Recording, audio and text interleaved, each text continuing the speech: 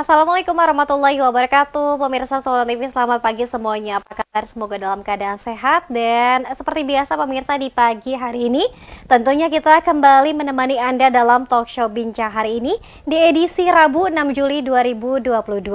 Sebelum kita membahas tema kita di hari ini pemirsa, kita ingatkan kembali untuk Anda yang belum bergabung dan juga memfollow media sosial kita di Instagram kita di @sultantv.co dan juga @beritasultantv, lalu fanpage Facebook kita di @kreatifsultan dan juga YouTube streaming Sultan TV.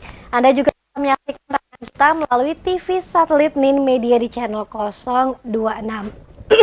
Ya, dan pemirsa, hari ini kita akan bahas soal manajemen atau juga pengelolaan dana umat bagaimana semestinya. Seperti kita ketahui bersama pemirsa bahwa di Indonesia banyak sekali organisasi yang bergerak dalam bidang sosial dan juga kemanusiaan dan juga yang bernafaskan Islami begitu ya. Ada seperti ACT, kemudian juga Yatim Mandiri, Lazarva dan juga Dompet Duafa. Lalu bagaimana pengelolaan dana umat yang semestinya dilakukan oleh manajemen dari masing-masing organisasi. Di pagi hari ini kita telah ditemani Mas Dian Mulyadi selaku GM Communication and Corporate Secretary dari Dompet Duafa Pusat. Assalamualaikum Mas Dian. Mas Dian sehat pagi hari ini? Alhamdulillah, selalu sehat. Sehat selalu. Semangat ya Mas Dian ya. Siap. Siap. Terima kasih Mas Dian sebelumnya sudah mau membersamai kami di pagi hari ini.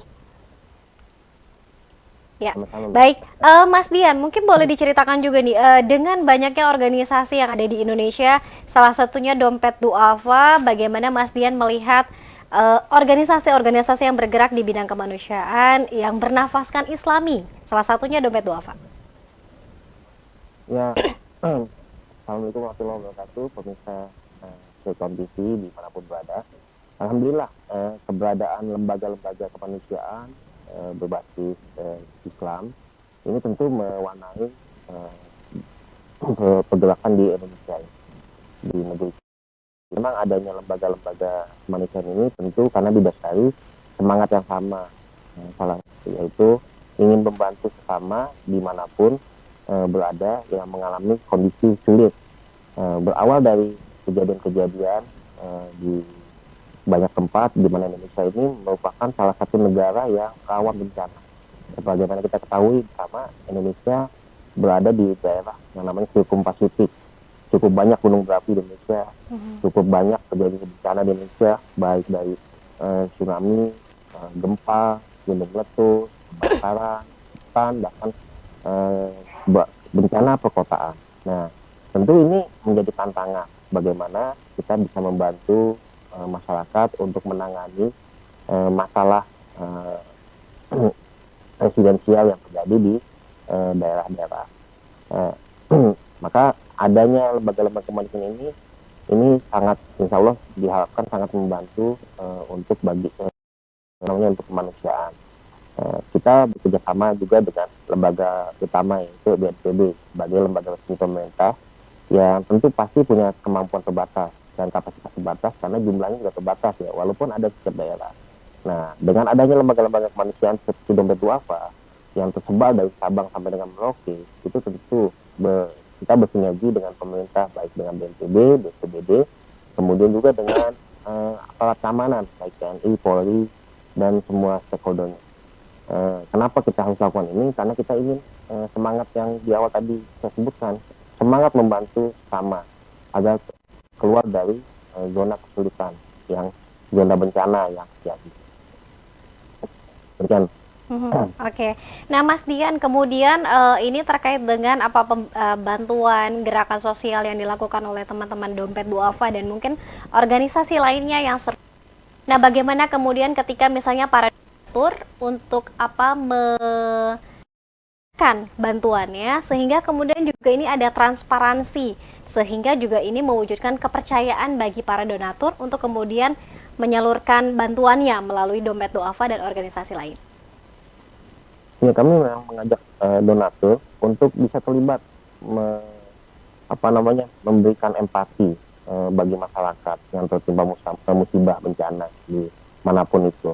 Ya, dengan kemajuan teknologi saat ini ya tentu fasilitas komunikasi ini kita manfaatkan untuk menggaungkan semua informasi yang kita miliki dari lapangan hingga ke ke tangannya pemirsa, ke tangannya para donatur dan ke tangan para masyarakat yang harapannya menjadi calon donatur. Nah, untuk semua program kami di lapangan itu insya Allah semua sudah dijabarkan dengan sangat transparan. Kami menyampaikan semua informasi melalui berbagai kanal media kami, kanal komunikasi yang baik di sosial media seperti di Instagram, Facebook, YouTube, Twitter, bahkan hari ini kita di TikTok juga ada. Ini bagian bagaimana kami menyampaikan langsung secara real time apa yang kami lakukan di lapangan. Kemudian secara konsolidasi juga kami lakukan melalui website. Semuanya tertulis narasinya di website. Kami juga mempublikasikan semua laporan-laporan keuangan kami, laporan tahunan, bahkan laporan tahunan juga ada yang namanya public expose, kemudian perencanaan, semua ada di dalam website kami. Jadi kami memaparkan semua secara terbuka di sana, secara transparan. Jadi dan itu sudah dilakukan audit, bahkan sudah dilaporkan ke Kementerian Keuangan ataupun OJK. Jadi harapannya ini bagian dari bagaimana kami menyampaikan kepada para donatur kami, terutama apa yang Dompet Duafa lakukan itu semua sudah tergambar di laporan keuangan yang kami publikasikan. Nah, belum lama ini bulan Juni lalu laporan audit 2021 sudah keluar dari kantor akuntan publik dan sudah diregistrasikan ke Kemenki dan OJK. Nah, ini tentu menjadi berita gembira bagi kami ya. Kemarin tepat di tanggal 2 Juli melakukan milad ya yang ke-29 tahun.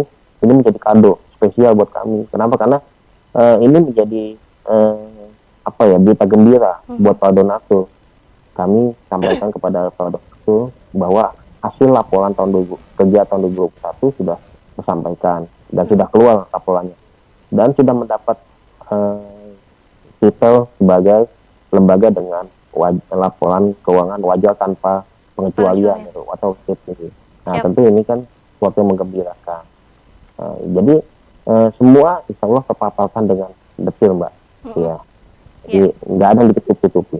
Baik, ini secara nominal ini juga terus diupdate di Dompet Duafa. Kemudian juga pelaporan juga ini dilakukan secara rutin ya, Mas Dian ya, untuk pelaporan keuangan dan lain sebagainya. Luar biasa, Mas Dian. Kalau boleh tahu sedikit, mungkin masyarakat dan juga pemirsa juga ini perlu informasi. Mungkin selain Dompet Duafa ada juga organisasi lain.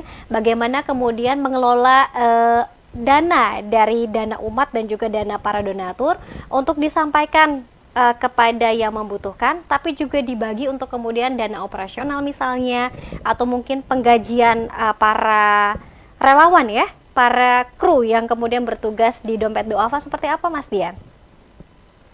Kami tentu sebagai lembaga sebagai organisasi terpercaya yang juga sudah memiliki izin resmi baik dari Kemenak, Kemensos, kemudian juga dari Basnas sebagai perwakilan pemerintah dalam tata kelola amil zakat, dan juga dari BWI sebagai perwakilan pemerintah untuk tata kelola. Ya, insya Allah semua yang dilakukan oleh Dompet Duafa itu semua mengacu pada perundang-undangan yang sudah ada. Di organisasi kami di Dompet Duafa itu insya Allah semua sudah sangat rigid atau sangat detail ya. Kami di paling atas itu ada yang namanya Dewan Pembina, kemudian ada Dewan Pakal yang selalu memberikan arah bagaimana yang akan terjadi ke depan, apa yang harus kita lakukan untuk merespon kondisi. Kemudian kami ada Dewan Pengawas dan Dewan Pengawas Syariah. Kemudian ada Dewan Pengurus dan Dewan Direksi sebagai eksekutif.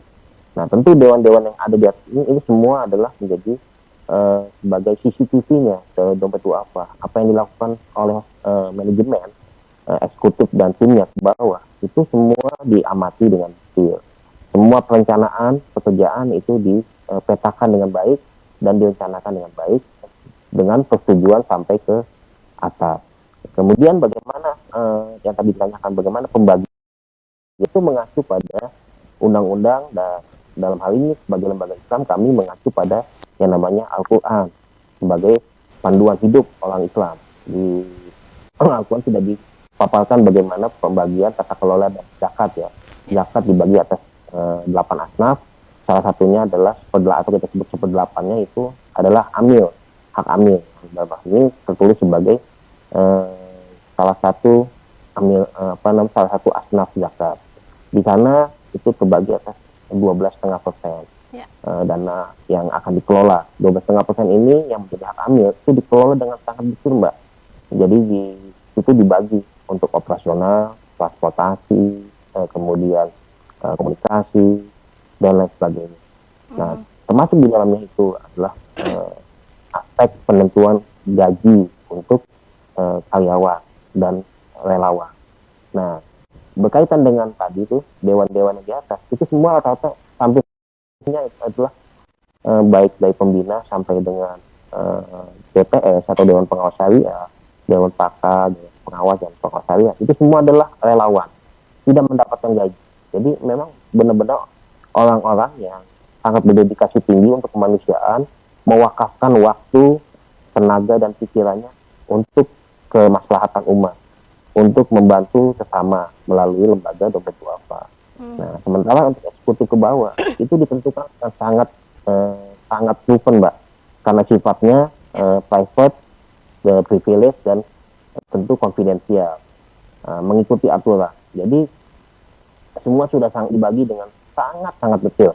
Insya Allah sudah sangat adil dan merata. Tidak ada yang kebesaran, tidak ada yang kekecilan. Jadi kita mengikuti peraturan undang-undang pemerintah terkait tata kelola kekaryawanan. Itu bagaimana undang-undang hak kita itu kita ikuti. Kemudian juga terkait undang-undang atau yayasan, undang-undang yayasan. Maka di sana juga kita ikuti peraturannya. Jadi insya Allah semua sudah mengikuti regulasi yang ditentukan oleh pemerintah.